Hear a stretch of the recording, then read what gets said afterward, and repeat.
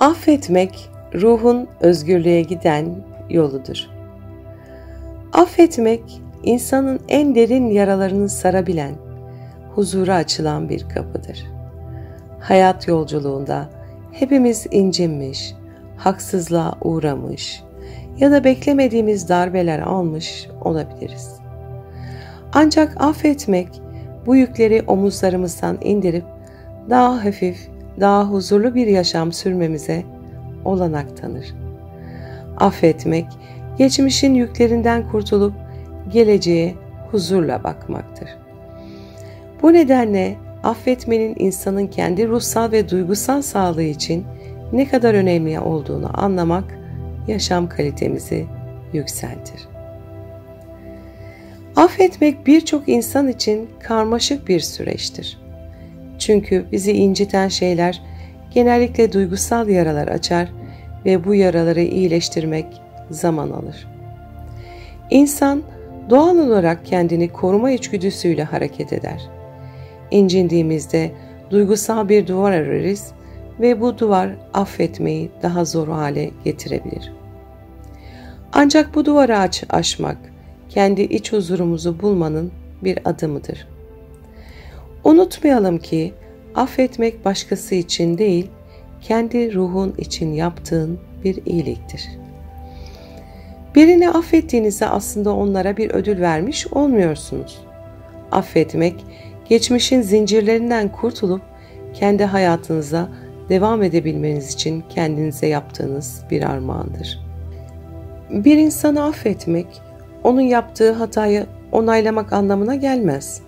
Affetmek, o hatanın üzerinizdeki gücünü yok etmek, duygusal zincirlerinden kurtulmak anlamına gelir. Bu büyük bir içsel güç ve olgunluk gerektirir. Nitekim bağışlamak zayıflık değil, içsel gücün bir işaretidir. Affetmek, geçmişin yüklerini omuzlarınızdan indirerek o ağırlıktan kurtulmanızı sağlar. Birine öfke duymaya devam ettiğinizde aslında o kişiyi zihninizde yaşatmaya devam edersiniz. Ancak affetmek bu kişiyi ve onun size verdiği zararı geçmişte bırakmaktır. Affetmek geçmişi değiştirmez ama geleceği güzelleştirir. Affetmeyi öğrenmek, kendi iç huzurunuzu bulmanın kapılarını açar. İntikam ya da öfkeyle beslenen bir zihin huzur bulamaz. Bunun yerine affetmekle gelen duygusal serbestlik, daha mutlu ve tatmin edici bir yaşam sürdürmenizi sağlar. Affetmek, kalbinizdeki ağırlığı hafifletmek için bir anahtardır. Hataları unutmak kolay olmayabilir. Ancak onları bağışlamak, hatırladığınızda bile acı çekmemenizi sağlar. Affetmek, sadece zihinsel bir süreç değil, aynı zamanda duygusal bir iyileşme sürecidir. Affetmek, özgürleşmenin en etkili yollarından biridir. Çünkü affetmediğimiz sürece sizi inciten kişi ya da olay zihninizde yer işgal etmeye devam eder. Bu geçmişe sıkışıp kalmak anlamına gelir. Kendini özgürleştirmek istiyorsan affetmeyi seç. Özgürlük affetmekle gelir.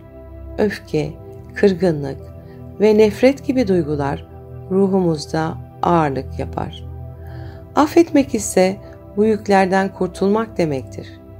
Bu süreçte affettiğimiz kişiye duyduğumuz öfke yerini kendimize duyduğumuz şefkate bırakır. Affetmek, insanın kendine ve başkalarına duyduğu sevginin bir ifadesidir. Sevgi, bağışlamayı mümkün kılar ve bağışlamak sevginin en güçlü göstergelerindendir. Affetmek, en karanlık gecede bile ışık yakmaktır. Affetmek, umutla dolu bir yüreğe sahip olmaktır. Bağışlamak, sevginin ve insanlığın özüdür. Kimse mükemmel değildir, herkes hata yapabilir. Bu nedenle başkalarını affetmek, insanın hem kendine hem de çevresine duyduğu anlayışı arttırır. Herkes hata yapar. Bu insan olmanın bir parçasıdır. Hatalar insanlara mahsustur, affetmek ise olgunluğa. İnsanları bağışlamak, onların hatalarını onaylamak anlamına gelmez. Aksine onların insani zayıflıklarını kabul etmek ve bu zayıflıkları aşmak için bir fırsat yaratmaktır. Affetmek bize şu gerçeği hatırlatır: bizler de başkalarına zarar verebiliriz. Affetmek, empati duygumuzu geliştirir ve kendi hatalarımızı daha iyi anlamamıza olanak tanır. Affetmenin en büyük getirisi iç huzurudur. Affettiğinizde yalnızca karşınızdaki kişiyi değil, aynı zamanda kendinizi de özgür bırakmış olursunuz. Affetmek acıyı sevgiyle iyileştirmektir. Bu süreç duygusal bir iyileşme sürecidir. Affettiğinizde kalbiniz daha hafif, zihniniz daha berrak olur. Affetmek bir yükten kurtulmak gibidir.